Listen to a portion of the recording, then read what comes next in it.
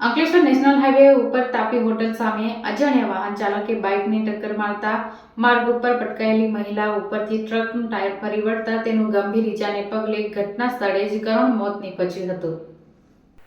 Ankleshwar highway ઉપર અકસ્માતની ઘટનાઓ દિન પ્રતિદિન સામે આવી રહી છે, ત્યારે આજરોજ બાઇક ઉપર મહિલા સહિત 2 વ્યક્તિ પસાર થઈ રહ્યા હતા.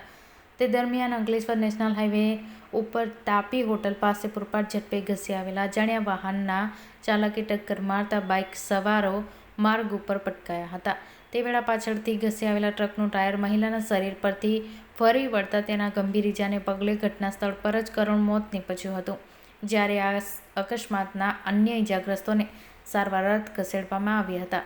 અકસ્માતને પગલે લોકટોળા ઉમટી પડતા ટ્રાફિક જામ સર્જાયો હતો. અકસ્માત અંગેની જાણ થતાં પોલીસ કાફલો ઘટના સ્થળે દોડી આવી તપાસ હાથ ધરી છે.